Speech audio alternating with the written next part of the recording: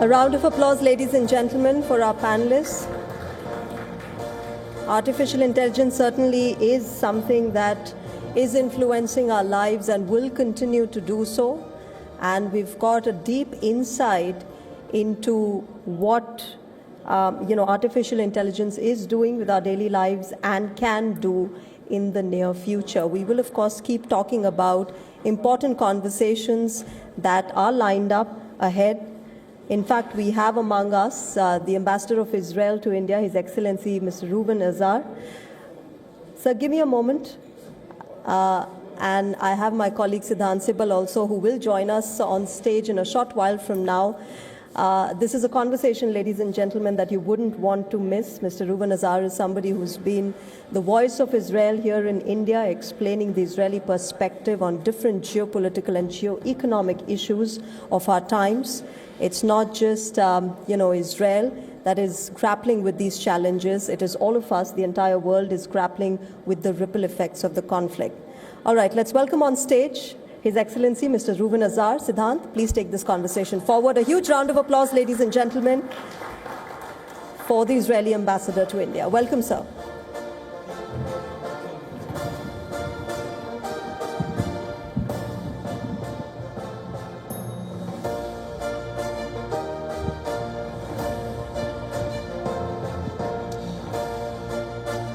Well, the West Asia war is something that we have all been discussing since morning. It has had a major impact not only in the West Asian region, but also in terms of its ripple effect, the cascading impact, especially when it comes to the food prices, the fuel prices, and of course something we have seen in the past when it comes to the Ukraine war. But with me is the Israeli ambassador. So welcome to WION. It's a pleasure to have you here at the WION Summit. And my first question, something that we all want to ask you is, when will this war come to an end?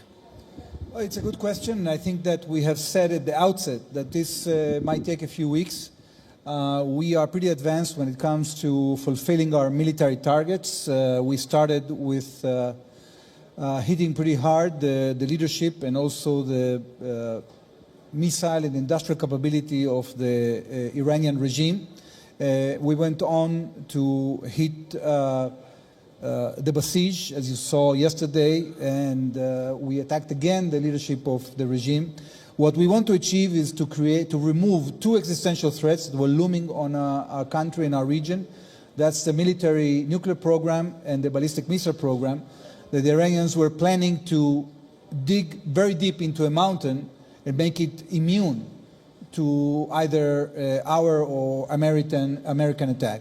So because of the fact that this regime has been threatening us for so many decades and has sworn to destroy the state of Israel, we found ourselves in this situation that we had no choice but to take action. Now we know this has repercussions, but we believe that the repercussions that we are undergoing now are nothing compared to the repercussions that we would have faced, both Israel, the region, and the world, if this rogue regime would have achieved its goal of creating an arsenal of nuclear weapons, of having tens of thousands of ballistic missiles and being able to launch hundreds of thousands of drones against their so-called friends in the Gulf and other potential adversaries. So we are, by defending ourselves, we are making not only ourselves safer, but I think we are making the entire region safer. And we are opening the gates in the future, and I hope the near future, to go back to normal life and to engage in the very important activities that are essential for keeping the lives of more than 10 million Indians that live in the Gulf, and also the projects that the Indian government wants to advance with the West Asia.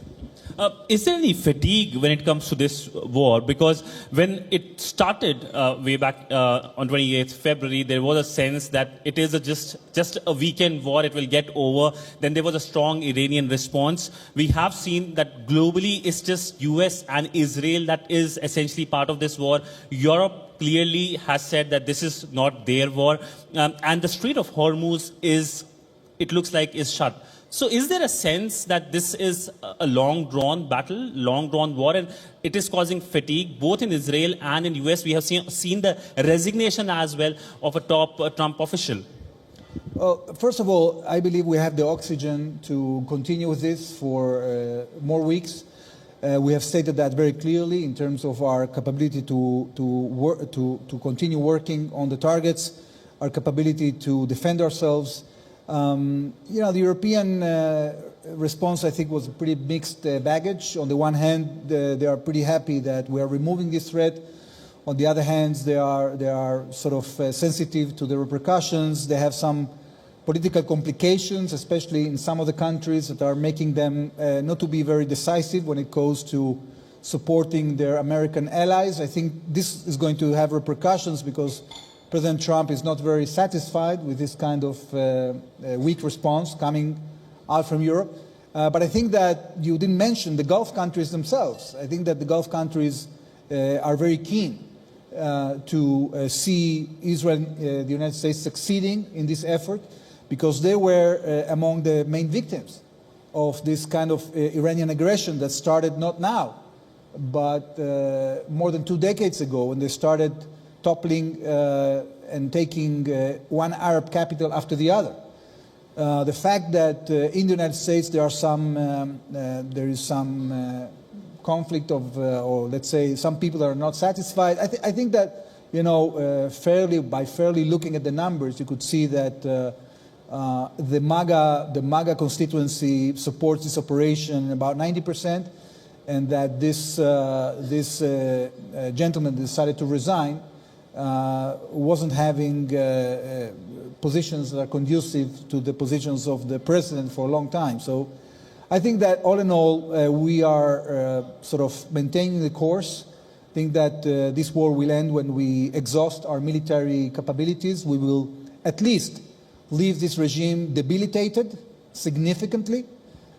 We might get more of that, but we don't want to, exaggerate with expectations. We have stated that beyond these two existential threats we want to remove, it is very important to open the way for the Iranian people to embrace their future. That means that we're going to debilitate this terrible mechanisms of oppression within the Iranian regime that have been killing thousands and thousands of innocent civilians.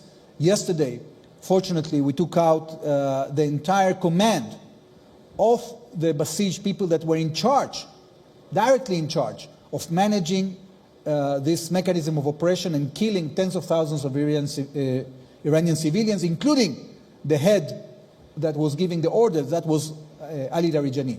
So I think that this gives hope to the Iranian people. I don't know if it will result in a change in the regime or regime change. We do not intend to actively, operationally topple the regime, because we are not going to invade Iran. I don't think the United States is going to invade Iran either. But I think that we have quite a good prospect of promoting stability and freeing us from this threat. Invade means no boots on the ground, if I correctly understand that. Well, I think that the leaders of our countries have stated very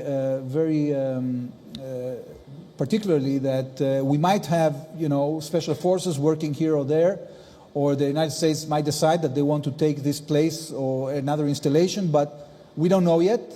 We have to see how the operation goes on. I don't have the details of that. How do you see India's role? We saw the Indian Prime Minister Narendra Modi. He was in Israel, but India has good relationship with Iran as well. 3 Indian vessels have been able to come to Indian shores via the Strait of Hormuz. Do you see an Indian role, and how do you see India having conversation with Iran to get these important vessels to India? Well, I'm sure that the Indian government is doing what is good for India. I was happy to see that these Iranian ships were neutralized and no longer can pose a threat either on us, the Americans, or other forces. At the end of the day, I think people have to look at the long term. Despite the repercussions we are seeing now, I see a future in which, as a result of the critical debilitation of this regime, India will be able to engage in projects of connectivity in the region, will be able to enjoy an atmosphere of investment, of economic projects of prosperity that are so essential, especially since India has signed all these trade agreements with the major blocs. And we're going to see trillions of dollars of merchandise starting moving east and west. So to a certain extent, the prosperity and the stability of West Asia are crucial for the success of the continued rise of the Indian economy at the world stage. So you made you mentioned about the connectivity projects. Now, how do you see IMAC going forward? Because it has been languishing for some time now. It might be working towards the UAE-India corridor, but now it looks like that corridor will also take time because of the ongoing war.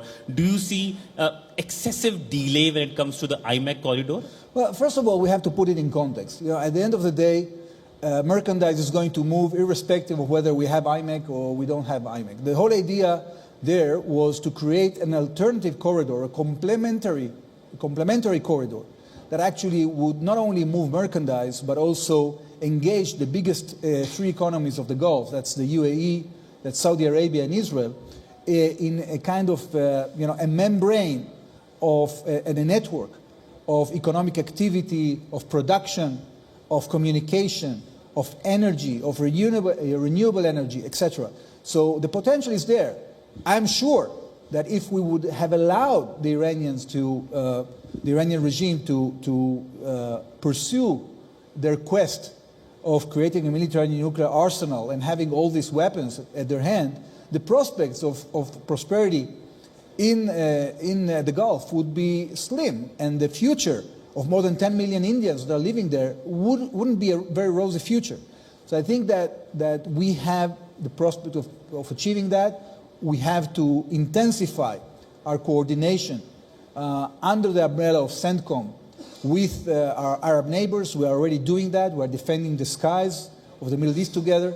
And I'm sure that once the flames wane down, we will be able to engage also in networks of economic and political cooperation because it's a common interest. Well, on that note, thank you so much, sir, for speaking to WION here at our summit. I know you're a very busy person with this ongoing war that is happening, but thank you so much, sir, for coming here and gracing this summit. Thank you so much, sir. Thank you, Sidan. Thank you very much. With that, ladies and gentlemen, let me invite CEO Z Media Corporation Limited, Mr. Reuven Das, to please extend our token of appreciation and gratitude to Ambassador Azar.